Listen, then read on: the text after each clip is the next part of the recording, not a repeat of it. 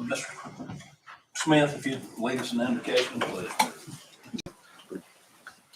Father, thank you for this day to be able to enjoy. Thank you for our board of supervisors and how they faithfully serve. Thank you for the citizenry that's shown up tonight, has an interest in what's going on in the county. We pray that you be with all of us tonight. For it's in your name we pray. Amen. I pledge allegiance to the flag of the United States of America and to the republic for which it stands, one nation, under God, indivisible, with liberty and justice for all. Yeah, remind everyone of the quorum. It's printed on the back of the agenda. This time I entertain a motion to approve the agenda and consent agenda. So moved. We have a motion and a second. All those in favor signify by saying aye. Aye. First thing we have on the agenda tonight is a public hearing. If I could, someone please make a motion to put us in the public hearing.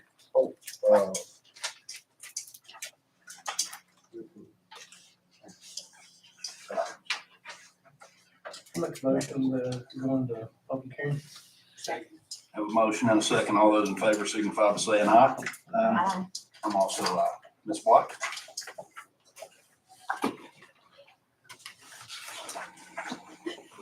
Mr. Chair, members of the board. Tonight, I'm coming before you with a rezoning request from Halsey's Recycling LLC. The Planning Commission held a public hearing during a regular scheduled meeting on October the 21st to consider an application request number 2025017 from Halsey's LLC to rezone a 7.3 acre tract at 4600 Troutdale Highway, Mount Wilson, from rural farm to industrial, to allow an operation of an automobile salvage processing and recycling center. The business would include vehicle intake, dismantling, metal processing, metal storage, and an administrative office. It must obtain a required through the Department of Motor Vehicles, required license through DEQ, where permits will be in place prior to operation. The parcel is currently vacant and surrounded by rural farm zone properties. The site fronts US 16, which can support commercial vehicle traffic. VDOT has approved a commercial entrance where Mr. Halsey has already established said entrance, and VDOT has since approved and released the surety bond. Currently, the applicant is working with the Lane Group on an erosion sediment control plan, and DEQ will regulate a stormwater waste management requirements for the site while monitoring the water quality and sampling required through the industrial stormwater management permit to be able to operate this type of business through the Department of Motor Vehicles. During public comment period, the commission heard from two adjoining property owners, Mr. Tim Donnelly and Ms. Ruby Wells, which were both opposed to the site's location. During the review, the Planning Commission has 9 factors that they have to consider when approving or denying a rezone, and these 9 factors come from the code section 15.2-2284 for map amendments. Additionally, staff have the rezoning request and recommendation conditions vetted by our county zoning attorney. Those 9 factors deal with the comprehensive plan, compatibility, property sustainability, traffic access, environmental impact, health and welfare, public services, legal compliance, and public input. The Planning Commission voted to recommend approval of the rezoning request after reviewing those 9 factors, ensuring that the recommendation aligns with the comprehensive plan and the suitability of the site's locations along the primary transportation route, provided that the conditions are applied to protect the neighboring rural properties to reduce visual impacts and environmental impacts. To ensure compatibility with surrounding agricultural and residential uses, the Planning Commission recommended these following conditions. 1, that the operations comply with all state, federal, and local regulations. 2, that they maintain adequate vegetation buffering or landscape buffering along the property boundaries adjoining the rural farm zone district. 3, adequate fencing and screening is to be installed and maintained adjacent to BOS 16 prior to opening and operating. No outdoor storage of any kind beyond the screening and landscaping buffers. Number 5, all metal salvage and recycling crushed vehicles shall not be stored higher than the screened fencing. And number 6, all required permits and licenses are obtained and maintained from the Department of Environmental Qualities and the Department of Motor Vehicles. And number 7, all erosion and sediment control plans, permits, and industrial stormwater permits are approved prior to any operation. Staff also recommended approval for the rezoning, noting that there was no comprehensive plan policies discouraging industrial development in the area, and that the proposed conditions should mitigate impacts, making the use compatible with the surrounding rural environment. That's all I have for the board. Does the board have any questions for me now?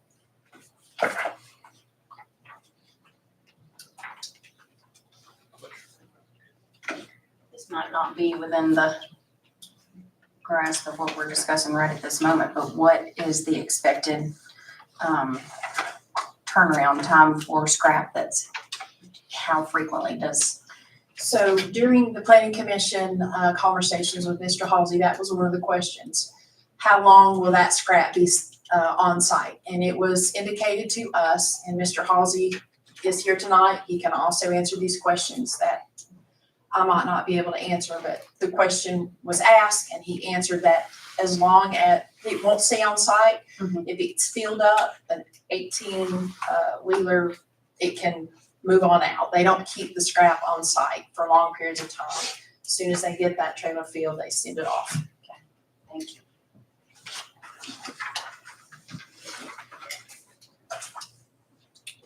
Okay, thank you, Ms. Black. So now we'll move to public comment. Ms. Tina Cunningham. If you would state your name and address, and you will have 3 minutes once you do so. Good evening, Supervisors, ladies and gentlemen. I'm Tina Cunningham. I reside in the Wilson District at 155 Bear Tree Lane, Troutdale. And I'm speaking to oppose this rezoning of the Tax Map A-64C from Rural Farm Zone District to Industrial Zone District. Now, an automobile salvage yard is a valuable business in Grayson County. And until recently, this business has been on Teasterwood Road, and it has been screened from public view. And the plan to move it to Troutdale Highway, Route 16, near the 58 and 16 intersection, will place it squarely in public view, providing travelers with an unsightly mess as they drive by. Now, the entrance to the site is a short distance to the west of a dangerous blind curve that has caused accident fatalities in recent years. And we fear that trucks entering and leaving the site will increase the likelihood of accidents. Now, Mr. Halsey has cut trees that have screened the site from its neighbors, and some of those neighbors will now be looking down on the metal salvage yard and has possibly lost property value for his property. And as the site has been enlarged and cleared, he's also encroached on property owned by Mrs. Ruby Wells and has cut down trees on her property without permission. Now, until her plan to collect the toxic waste, this was a huge concern for those of us who live in the area, because there appeared to be no plan to collect and properly dispose of the toxic waste from these vehicles and equipment that are waiting to be recycled. The runoff would have gone directly into Little Wilson Creek, which is a scenic stream whose waters eventually flow into New River and thus into the Gulf of Mexico. Now, not only does this proposed business present an ugly picture, but its unchecked runoff would have polluted our clean water in western Grayson County. Now, I urge you to deny the application of this site. If that cannot be done, impose strict environmental limitations upon runoff and sight lines, as well as property lines, and the owner should restore Mrs. Wells' property and compensate her for her losses. Thank you. Thank you, Ms. Cunningham. Casey Johnson. Casey Johnson, 26 Old Orchard Lane, Belleville, Virginia.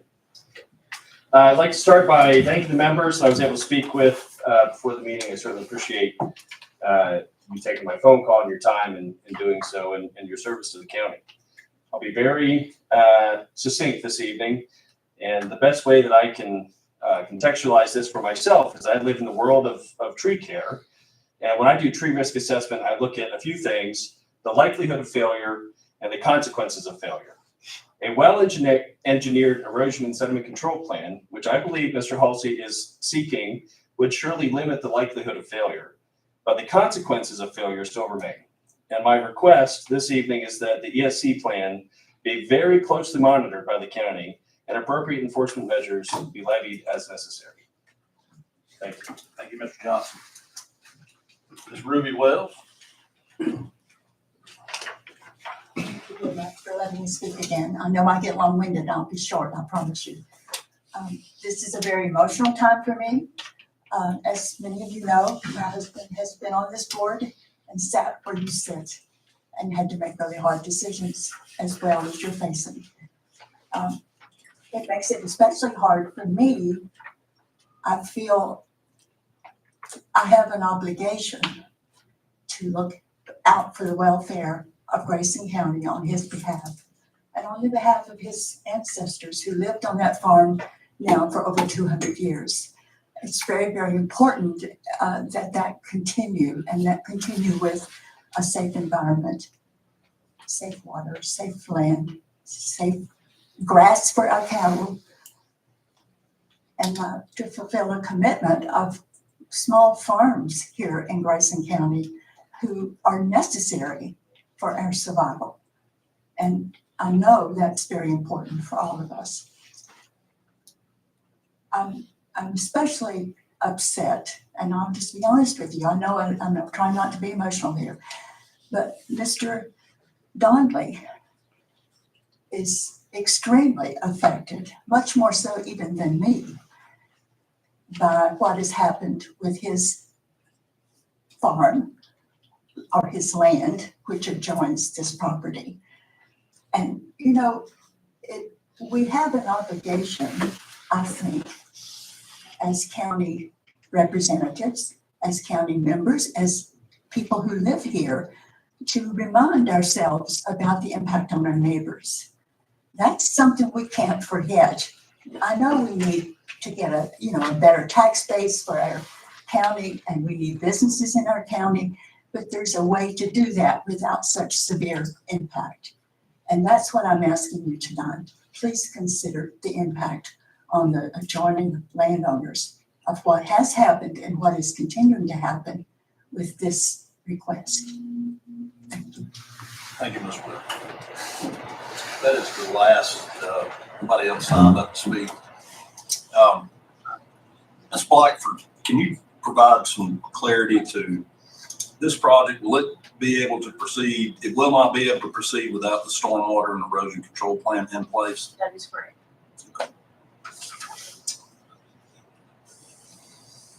What's next? I'll entertain a motion to come out of public hearing. So moved. We have a motion and a second. All those in favor signify by saying aye. Aye. We're out of closed session. So at this point, entertain a motion of acceptance, change, denial, or defer. Mr. Chair, I would make a motion or move that the board approve the rezoning request application 202-50417 submitted by Halsey LLC to rezone tax map parcel 4780 64C from rural farm to industrial, subject to the conditions that have been recommended by the planning commission and their staff, to include the 9 factors set forth by the planning commission, combined with all the DEQ speak up. Have a motion to table. Second. Motion second, any discussion? This needs to be a roll call vote. Mr. Anderson? Aye. Mr. Ash? Aye. Mr. Cornett? Aye. Thomas? Aye. I'm also aye. Next, we have Miss Kathy Knutson, Independence Town Manager. She couldn't make it tonight. They had a special call meeting, and so she let me know that she would be here. Anybody sign up for public comment?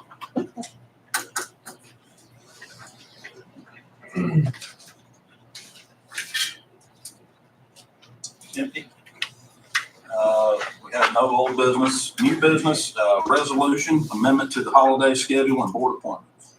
So the resolution, sir, is just what the state has proposed. And the judge has accepted, clerk of court sent it to us. And so it adds a little bit of time on December 24th and December 31st. If you'd like me to read it, I can. Anybody want to read it? We can waive the reading. We would just need a motion second. Motion to accept the resolution. So moved. Second. Motion and second. This is a resolution that requires roll call vote. Mr. Anderson? Aye. Mr. Ash? Aye. Mr. Clement? Aye. Ms. Thomas? Aye. I'm also aye. Board appointments. So, sir, if, we have a lot on here. Some you may want to push, some you may want to address now. We did have some feedback, correct, Linda, on some of the board appointments. It will be, there's so many, if we can go through them one at a time, Linda will be very happy. She can mark those off.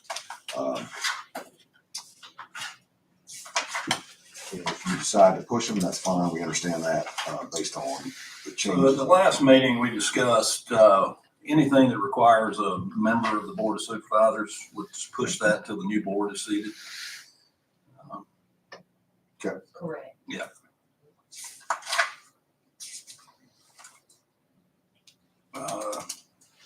We want to just go down and like the Brasida 4-year term, Mitch will be going off of that, so we'll push that.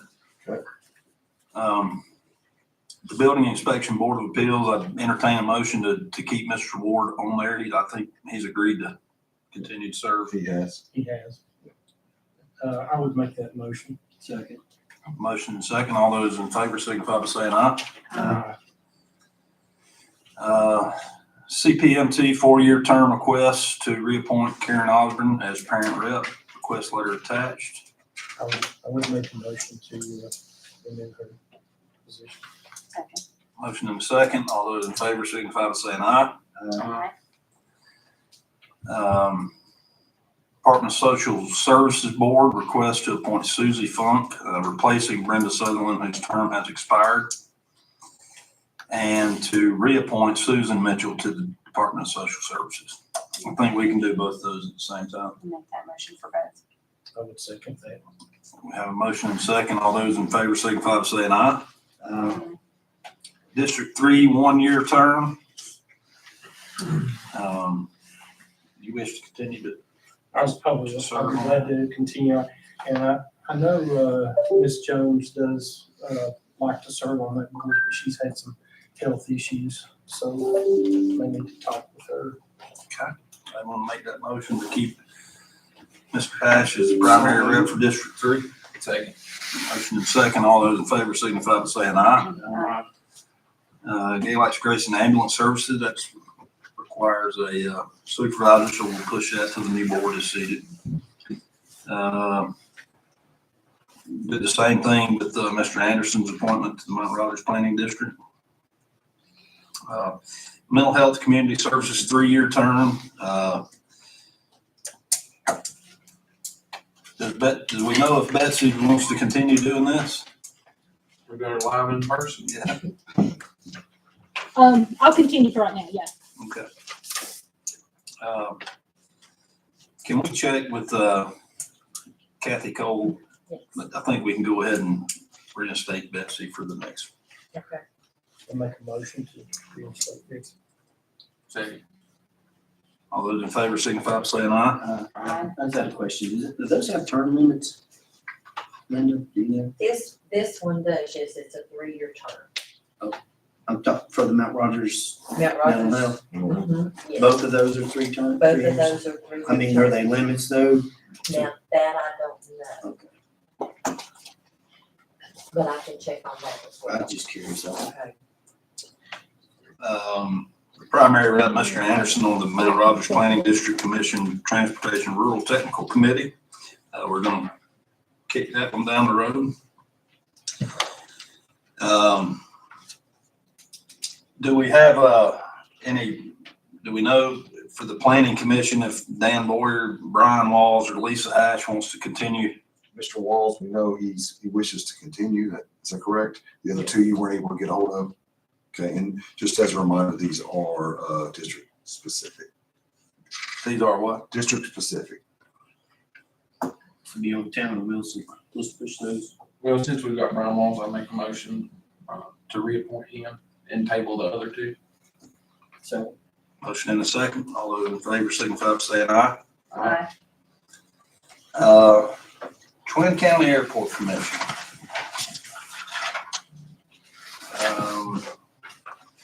William B. Carrico resigned as Grayson County. Resignation letter is attached.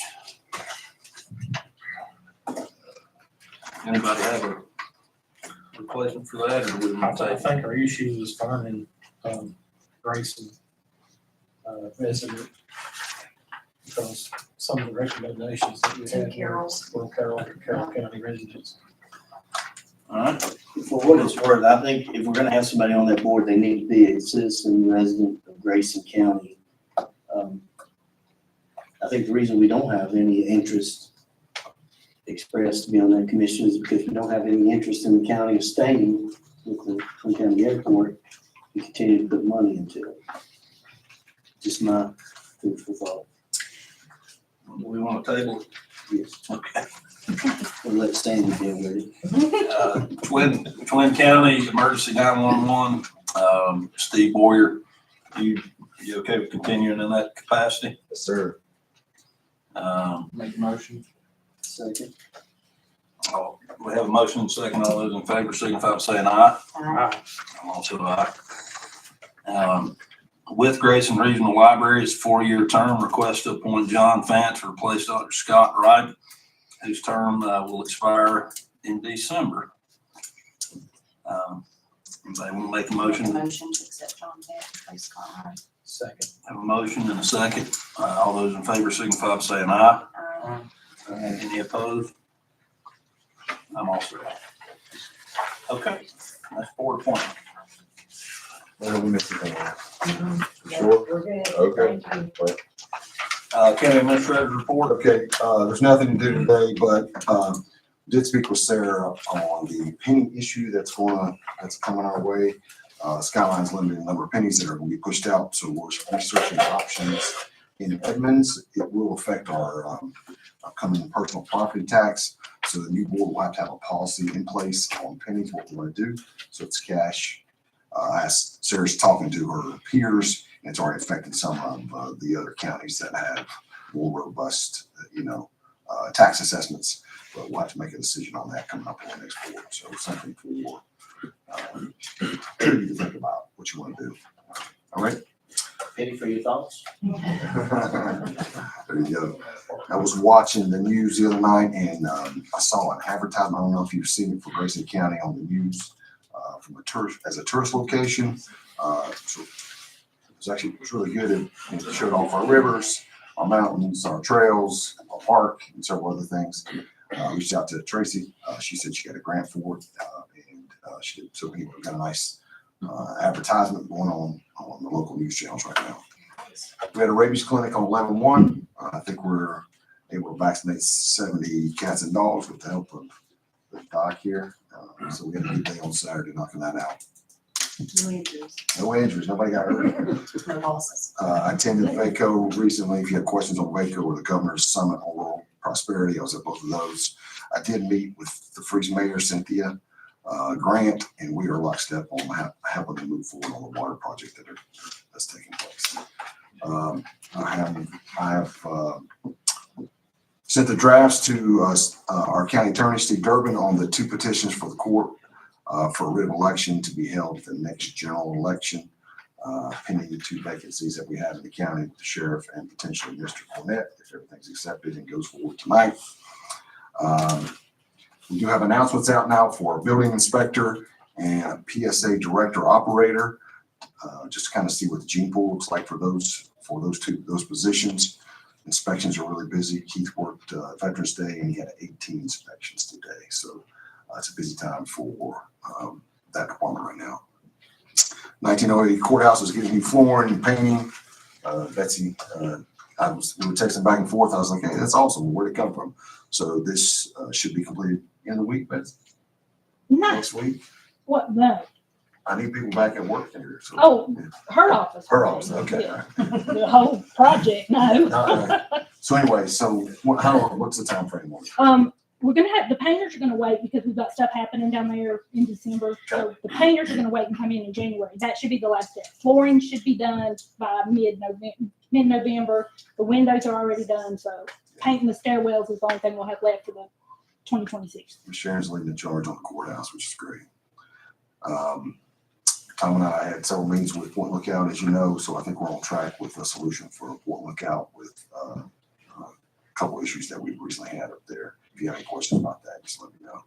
I did give you a copy of the Virginia budget outlook. I don't know if did you look at it? Were you there? No. I can give you a high level overview if you want, or if you don't, I can talk to you about it offline. But state of Virginia looks like being in pretty good shape right now from a cash flow perspective. We have a $2 billion cash cushion. There's $900 million in unappropriated balances, $517 million in revenue surplus, and $480 million in unexpended appropriations. So some of the things that could help us, they've got about $1 billion invested right now, which obviously the stock market's doing well. They're doing well in investments. It could potentially help us with our VRS. If you look at line 3, the VRS proposed rate's going down from 14.2 to 12.2, which would be, this is on page 3, which could be beneficial to us. The potential savings is about $163,000, which, great for us if we get it. If you look on the next page, page 4, the risk to Virginia's, the finances, of course, economic slowdown. There's not a ton of cuts going on in Northern Virginia that they can actually put their fingers on. There are small cuts taking place in the federal government, but there are some other issues that could press our finances. If you move on to page 7 real quick, the adopted budget forecast model. General fund revenue growth for fiscal year 26 is likely to be higher. If you look at the bottom line, if you look at the long run average, there's a revenue growth of 5.1%. The actual in 25 was 6.1%. So what happens is that 1% is taken over to the next year. The adopted budget for 26, they only projected 2.5%. And the estimate is at 4. So with that 1%, for the rest of the year, we only need a 0.4% revenue. So they're already there for revenue growth of 26. So there's, it kind of shows that whole breakdown on page 8. So there's not going to be any problems for the state of Virginia in next year. Not that things can't change and curveballs will come, but if the forecasting of the additional growth happens, if it's a 3% revenue growth, that's $6 to $7 billion. If it's a 4%, that's $7 to $8 billion that are going to be available. Let's see what else. I think the big item that on page 12 is that the enrolled budget had an unappropriated balance of $51 million. However, the governor vetoed $850 million in spending, and so all that will be moved over to next year's budget.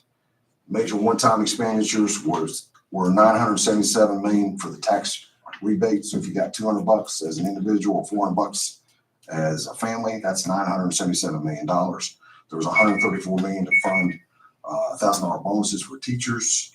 So those are some of your one-time, and they also put in here, so what else?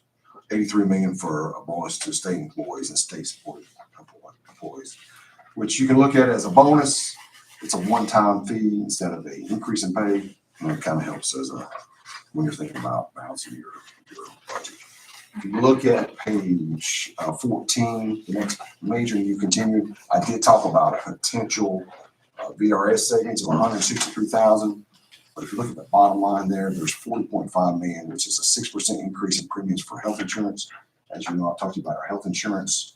This could affect our constitutional officers, and that could affect whatever savings that we potentially have, so we may not get all the savings. Page 16, the AIDA localities, the interesting data point for me on that, in FY 2009, if you look at the top line, 52.6% of local aid percentage of total general funds we were at 52.6%. If you go all the way to 26, we're down to 42.9%. If we dive into that data a little bit more, the local jail per diem has went down from $80 to $43, which obviously, you know, we're now $1 million for our expenses to River Valley Jail, so that's costing us the money. And then the mandatory high priority budget drivers, I'll try not to bore you with this, but the SNAP administration cost, if you go on to page 17, SNAP administration costs are currently shared 50% to the state, 50% to the feds, with a local match at 15.5%. The OBBA, which was the One Big Beautiful Bill Act, changed the state admin match rate to 75%. This will cost the state an additional $65 million. So the state's going to pony up, that's in 27, and $90 million thereafter. So and the big issue for the state of Virginia is they have an error rate of 11.5%, which is not in line with what the federal government wants. It has to be under 6%. And if they don't fix that, they'll be on the hook for another $211 million in FY 28 and up to $270 million after that. So I think it's something to watch out for. It gets a snap rate in check. In there's the major Medicaid provisions in the OBBA, One Big Beautiful Bill. If you want to talk about those, I'm certainly happy to walk you through those. And that's really it. Any questions on the state budget?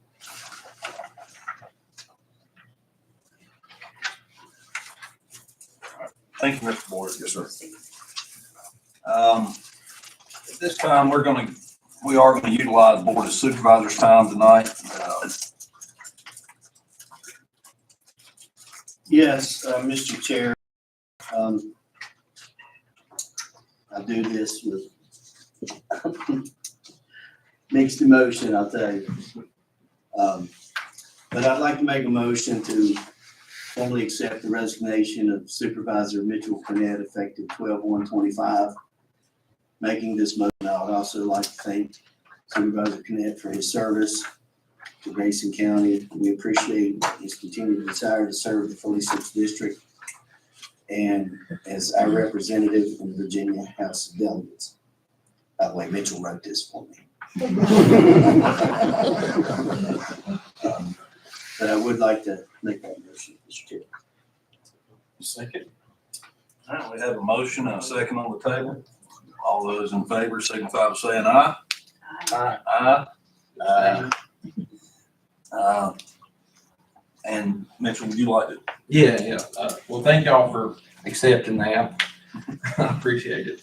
But I would just want to thank all the citizens and voters that put me here on the Board of Supervisors and also elected me to the House of Delegates last Tuesday. It's been an honor to serve Grayson County, and I'll continue to serve Grayson County just in Richmond rather than here on the Board of Supervisors. So I'll be working with all these guys. And I want to thank all the fellow board members for got to know you all a lot better over the last 2 years. And if over the last 2 years, I know one thing that's for sure is I know all of you are here for the right reasons, and definitely want the best for Grayson County. I thank the county administration, Mr. Boyer, Mr. Smith, Ms. Osborne, all of our department heads, Jada, and all of our county employees for all that you do for Grayson County. And like I say, I won't be on a member of the Board of Supervisors, but I live in Grayson County, as you know, and I'll be working with these people almost every day. So look forward to continuing to serve. Thank you. Okay, there is no closed session, so at this time I'd entertain a motion to adjourn. Just one quick thing, just for you to announce, we will be accepting applications for replacement to that large position. We have 45 days from the time of this vacancy to appoint a qualified voter. 7 days prior to that point, we have a special call meeting in which we will make available any application for inspection to our citizens. And then in December, we'll make a decision. We also have to have a writ sent by Durbin to the court to petition for election for next year for those two positions. So if anyone's interested in applying for that position, they can contact Linda. We will have it posted on Facebook, our website, and that's it. So moved. Motion and second, all those in favor signify by saying aye.